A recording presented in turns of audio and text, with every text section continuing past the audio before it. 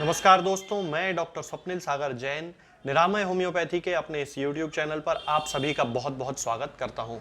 दोस्तों, आज मैं आपसे बात करूंगा एक ऐसी मेडिसिन के बारे में जो मैं अपने हर वीडियो में आपको बताता हूं, उसके पेशेंट्स के कॉन्स्टिट्यूशन के बारे में, और उस मेडिसिन का नाम है कैलकेरिया कार्बोनिका। जी हाँ दोस्तों, ये होम्योपैथी में यूज़ की जाने वाली एक बहुत अच्छी मेडिसिन है और बहुत सारे लोग इसके आजकल के ज़माने में इस मेडिसिन के पाए जाते हैं।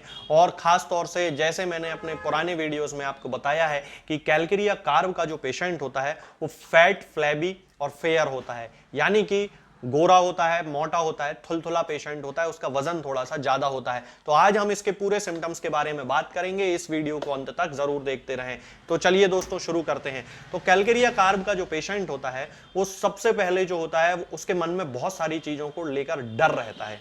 ये डर होता है, उसको चूहे से डर लगता है, उसको कीड़ों से डर लगता है, इंसेक्ट्स से डर लगता है, हाई प्लेसेस से डर लगता है, बिल्लियों से उसे डर लगता है, कैंसर का उसे डर लगता है। जैसे ही उसे कोई बीमारी होती है तो उसके मन में ये आता है कहीं कैंसर तो नहीं हो गया है। भले ही उसको सिंपल सा बुखार भी आएगा लेकिन उसको ये लगने लगेगा कि कहीं मुझे कैंसर तो नहीं हो गया है।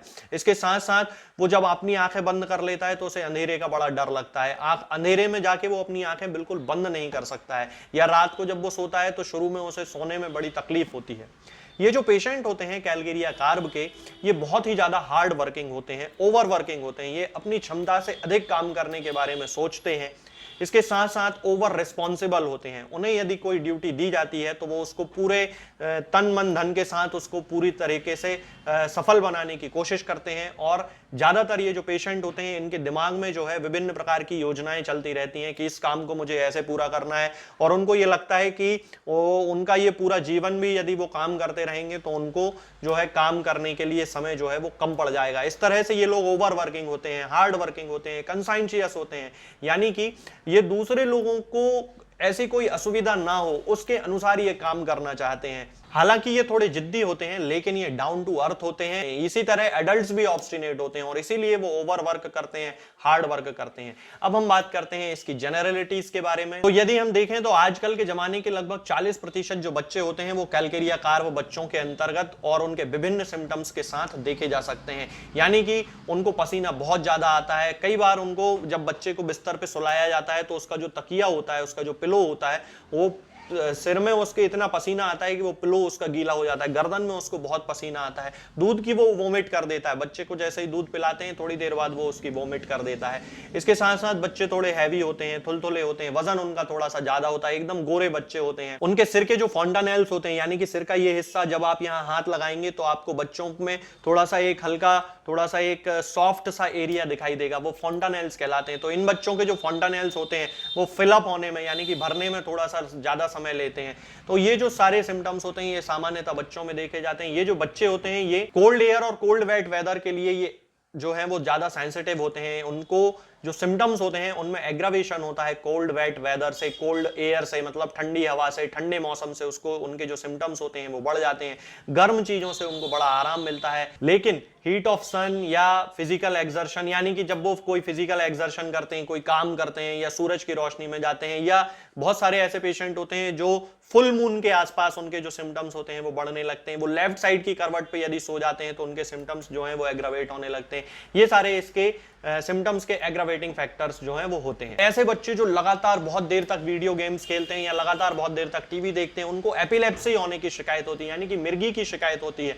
बहुत सारे बच्चे ऐसे केसेस मेरे पास आते हैं जिनमें मैं देखता हूं कि बच्चों के पेरेंट्स बताते हैं कि ये बच्चा बहुत देर तक जो है वीडियो गेम खेल रहा था या मोबाइल पे कोई गेम खेल रहा था और या फिर टीवी बहुत देर से देख रहा था और अचानक से उसको एपिलेप्सी के झटके आ गए, मिर्गी के झटके आ गए। तो ये जो सिम्टम होता है ये एक बहुत खास सिम्टम होता है। ये जो बच्चे होते हैं इनको स्टूल भी बहुत हार्ड होता है क्योंकि इंटेस्टाइनल मूवेबिलिटी जो होती है वो कम होती है।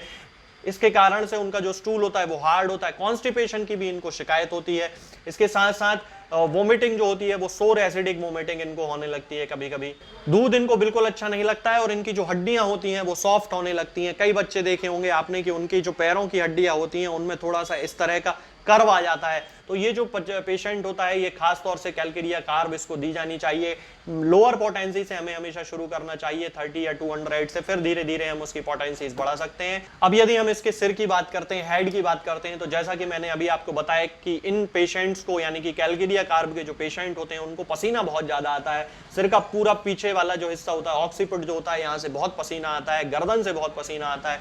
जब वो बिस्तर पे सोते हैं तो उनका पूरा तकिया, उनका जो पूरा पिलो होता है वो गीला हो जाता है। उनके फॉन्टानेल्स को बंद होने में थोड़ा सा समय लगता है और इसके साथ साथ उन्हें हाई प्लेसेस से बहुत डर लगता है। जैसे ही वो किसी हाई प्लेस पे जाते हैं या जो लोग हैं जो आजकल बड़े शहरों में रहते हैं और लगभग 25-26 माले की जो है उनकी बिल्डिंग होती है और उस पर वो रहते हैं, स्टोरीज उनमें होती हैं और वो इतनी ऊंचाई पे रहते हैं तो उनको चक्कर आने लगते हैं इतनी ऊंचाई से नीचे देखने पर, उनको सिर दर्द होने लगता है। ये जो सिम्टम होता है ये बहुत इंपॉर्टेंट होता है कैलकेरिया कार्ब के केस में। ज्यादातर जो इनके पेशेंट होते हैं उनमें क्रोनिक हाइड्रोसेफेलस की शिकायत भी देखी जाती है। अब हम बात करते हैं इसकी आंखों की, तो इनके जो पेशेंट होते हैं उनमें कैटरेक्ट जैसे सिम्टम आने लगते हैं, ओपेसिटी डेवलप होती है उनके कॉर्निया पर, आंखों में बहुत स्ट्रेन पड़ता है और स्ट्रेन के साथ साथ उनको सिर में दर्द की शिकायत हो जाती है। यदि हम कानों की बात करें तो कानों में उनको ओटाइटिस मीडिया की प्रॉब्लम होती है, इन्फेक्शन उनको बार बार होता रहता है, कानों में भी उनके पोलिप्स डेवलप हो जाते हैं और नाक में भी उनके पोलिप्स डेवलप हो जाते हैं, उनको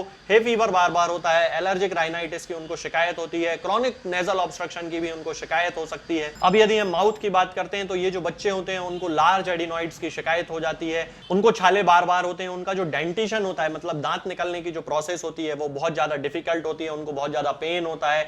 कई बार हमें उन पेशेंट्स को कैमोमिला के साथ साथ कैलकेरिया कार्ब देनी पड़ती है, लूज मोशन हो जाते हैं कभी कभी उनको इस कंडीशन में, और इसके साथ साथ उनको गले में बहुत ज्यादा दर्द होता है, टॉन्सिलाइटिस और फेरेंजाइटिस की शिकायत होती है। इसके साथ साथ कैलकेरिया कार्ब के जो एडल्ट पेशेंट होते हैं उनको गॉइटर की शिकायत देखी जाती है, उनको ग्लैंडुलर एनलार्जमेंट की शिकायत देखी जाती है। कैलकेरिया कार्ब का ये एक बहुत इंपॉर्टेंट सिम्टम होता है कि उसके चाहे बच्चे हो पेशेंट या फिर उसका पेशेंट एडल्ट हो, वो जो पेशेंट्स होते हैं उनमें ग्लैंडुलर एनलार्जमेंट बहुत ज्यादा देखा जाता है, लिम्फोडिनोपैथी देखी जाती है। आपने देखा होगा कई बच्चों को यहाँ पर गले के इस हिस्से में यहाँ पर जो है वो लिम्फ नोड्स डेवलप हो जाती हैं, थाइज के आसपास जो है उनकी लिम्फ नोड डेवलप हो जाती हैं। ठीक इसी तरह उनको टॉन्सिलाइटिस की प्रॉब्लम उनको बार बार होने लगती है, उनको एलर्जी बहुत ज्यादा हो जाती है। तो ये जो सारे सिम्टम्स होते हैं ये कैलकेरिया कार्ब के अंतर्गत आते हैं। अब यदि हम इसके स्टमक की बात करते हैं तो स्टमक में इसको वोमिटिंग होती है, सोर एसिड एकदम से उसके वोमिट में निकलता है वोमिटस के साथ, और उसके साथ साथ उसको चूंकि उसको एब्डोमेन में पेन होता है, कॉन्स्टिपेशन की बहुत ज्यादा शिकायत होती है, हार्ड स्टूल होता है इसलिए उसको एब्डोमेन में पेन होता है, और कभी कभी कॉन्स्टिपेशन के ही कारण उसको वोमिटिंग भी हो जाती है। दूध ये लोग बिल्कुल नहीं डाइजेस्ट कर पाते हैं, दूध से इनको एग्रावेशन होता है। इसके साथ साथ एब्डोमेन में एक खालीपन सा महसूस होता है, स्टमक में एक खालीपन महसूस होता है, सोर इरेक्टेशंस आते हैं, खट्टी डकारें आती रहती हैं। बहुत सारे ऐसे बच्चे होते हैं जिनको अम्बिलिकल हर्निया में यानी कि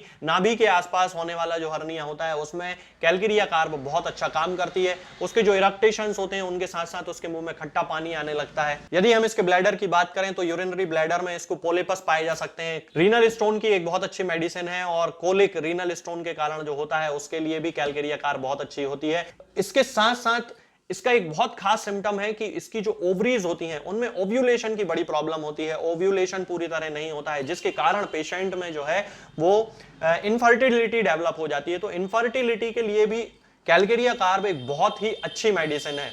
अब हम बात करते हैं इसकी एक्सट्रीमिटीज के बारे में, क्योंकि एक्सट्रीमिटीज के लिए ये एक बहुत अच्छी मेडिसिन है। तो गाउट के केसेस में जहां पर क्लॉ हैंड्स बन जाते हैं, यदि पेशेंट के सिम्टम कैलकेरिया कार्ब से मिलते हैं तो बहुत एक अच्छी मेडिसिन है। ऑस्टियोपोरोसिस, ऑस्टियोमलेशिया के केसेस में जहां पर हड्डियों में कैल्शियम की कमी के कारण डिजनरेशन होने लगता है उसके लिए एक बहुत अच्छी मेडिसिन है। ओल्ड एज में आने वाले वे लोग या छोटे छोटे वो बच्चे जिनके पैरों की जो हड्डियां होती हैं वो थोड़ी सी कर्व हो जाती हैं, उनमें उनकी जो हड्डियां होती हैं वो उनके शरीर का वजन जो है वो पूरी तरह से टैकल नहीं कर पाती हैं, जिसके कारण उनमें कर्वेचर डेवलप होने लगता है, हाथों की उंगलियों में कर्वेचर डेवलप होने लगते हैं। तब इन कंडीशंस में ये जो मेडिसिन होती है बहुत अच्छी मेडिसिन होती है। इसके साथ साथ उनको कमर में बहुत दर्द की प्रॉब्लम होती है और स्पाइन में भी उनके कर्वेचर डेवलप होने लगता है। कई बार स्कॉलियोसिस के लिए भी कैलकरी या कार्ब यूज में की जाती है। शियाटिका की इनको प्रॉब्लम होती है, वजन उठाने में, एक्सर्शन करने में इनको बहुत ज्यादा तकलीफ होती है। अब हम बात करते हैं इसकी नींद की। तो इनकी जो नींद होती है वो बहुत ज्यादा डिस्टर्ब होती है।